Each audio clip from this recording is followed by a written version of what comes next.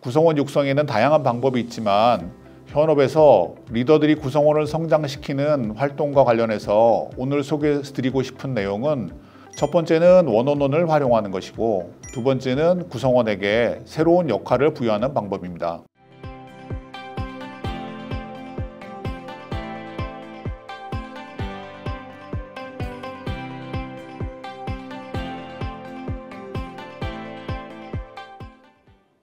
안녕하십니까. 하우코칭의 전문 코치로 활동하고 있는 강승천 코치입니다. 이번 시간에는 구성원을 육성하는 실질적인 방법 두 가지를 소개해 드리겠습니다. 지난 시간에 말씀드린 상사가 롤모델이 되는 것 외에 구성원을 육성하는 방법은 또 어떤 것들이 있을까요? 저는 도전적인 목표를 이렇게 제시해 주는 것도 도움이 되지 않을까라는 생각이 들었습니다. 최선을 다하면 아슬아슬하게 도달할 수 있는 목표? 그런 것들이 제시되면은 그 과정에서 뭔가 성장한다는 느낌을 많이 받았던 것 같습니다.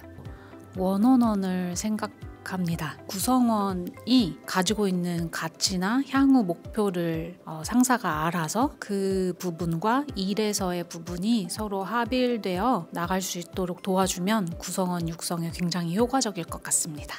구성원 육성에는 다양한 방법이 있지만 현업에서 리더들이 구성원을 성장시키는 활동과 관련해서 오늘 소개해드리고 싶은 내용은 첫 번째는 원원원을 활용하는 것이고 두 번째는 구성원에게 새로운 역할을 부여하는 방법입니다. 많은 기업들이 원원원 대화 제도를 운영하고 있습니다. 실제 코칭에서 만난 사례로 원원원을 육성으로 연결한 임원의 이야기를 들려드리고 싶습니다. A 임원은 구성원들 전체와 개별적인 원원원을 하여 개인별로 발전하고 싶은 내용과 성장을 위해서 도움을 받고 싶은 내용을 조사했습니다.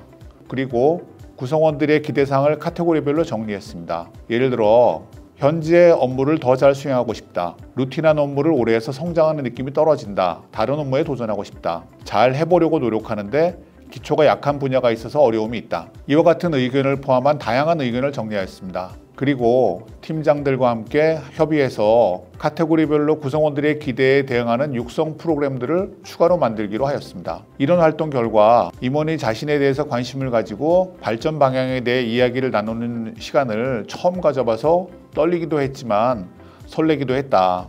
관심을 갖고 대화를 나눠준 것에 감사하며 앞으로 진행될 육성 프로그램에 대해 기대를 갖게 되었다. 오랫동안 같은 업무만 하면서 발전이 정체된 느낌이 있었는데 새로운 자극을 얻었고 다시 시도해보려는 의지가 살아났다와 같은 반응을 보였다고 합니다. A 임원에게 상당히 많은 구성원들을 대상으로 많은 시간을 들여서 그런 활동을 하게 된 이유를 물어보았습니다. 새로운 조직을 맡고 보니 구성원들 사이에 뭔가 정체되어 있고 에너지가 많이 떨어지는 느낌을 받았다고 합니다. 리더로서 책임 맡은 일을 잘하는 것과 함께 구성원들도 성장하고 발전하는 분위기를 만들어야 되겠다는 생각을 하고 모든 구성원들을 대상으로 원원원을 하게 되었고 대화 이후에 구성원들이 임원을 대하는 표정도 밝아졌고 조직에서 긍정적인 에너지도 올라가는 것을 느끼게 되었다며 계획한 육성 프로그램을 반드시 실천해서 구성원들이 성장하는 경험을 하게 해주겠다고 하였습니다.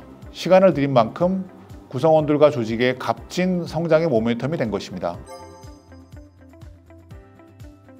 이번에는 일할 사람이 없어서 힘들어했던 B 임원의 이야기를 해보려고 합니다. 기술 부문을 담당하는 B 임원은 기획 업무를 직접 하면서 저녁마다 서류 작업 때문에 늦게 퇴근하곤 했습니다. 기술 부문 조직이다 보니까 기획이나 자료 작성을 담당하는 별도 팀원이 없었던 것입니다. 그래서 주간 업무 보고, 월간 실적 정리 보고, 분기별 보고, 사업계획 보고 같은 것들을 B 임원이 모두 직접 준비하고 있었습니다. 그 일을 임원이 직접 하는 이유를 물어보니까 팀장들에게 공통 업무를 할당하려고 해도 자기 팀의 업무가 아닌 것들은 잘 알지 못해서 결국은 임원이 종합정리를 할 수밖에 없다고 하였습니다. 그래서 늘 바쁘고 정신없다고 하더군요. B 임원과의 코칭 대화를 통해서 팀원 한 명을 임원을 지원하는 인원으로 선발하기로 했습니다. 다만 기술 전문가로 성장하고 싶어하는 조직의 특성상 1년만 그 일을 맡기고 1년 후에는 다시 원래 하던 기술 업무로 복귀하는 것을 약속하기로 했습니다. 그렇게 해서 C 팀원을 선발해서 B 임원이 직접 하던 기획성 업무 중 일부를 맡겼습니다. 기술적 업무만 담당하던 C 팀원은 초반에는 처음 하게 된 기획 업무를 어떻게 해야 될지 잘 몰라서 어려워했으며 그때마다 B 임원이 다독거리면서 자세히 가르쳐 주었습니다. 코칭이 끝난 후 일정 기간이 지난 다음에 상황을 확인해 보았습니다. 시간이 지나면서 C 팀원이 여러 팀장들이나 다른 관련자들로부터 자료를 취합하여 정리하고 B 임원이 기대하는 스타일로 익숙하게 정리하게 되었습니다. 당연히 B 임원은 일상적이고 반복적인 업무에 매달리는 시간을 줄이고 더 중요한 업무에 집중할 수 있게 되었습니다. 한참 후에 얘기를 다시 들어보니 1년간 그렇게 임원의 기획 업무를 도와서 수행한 C 팀원은 회사의 업무를 보는 시야가 크게 넓어진 것을 느꼈다고 합니다. 그러면서 회사 내 여러 조직의 역할과 협력관계도 이해하게 되었고 다른 조직의 사람들도 많이 알게 되어 크게 성장하는 경험을 했다고 합니다.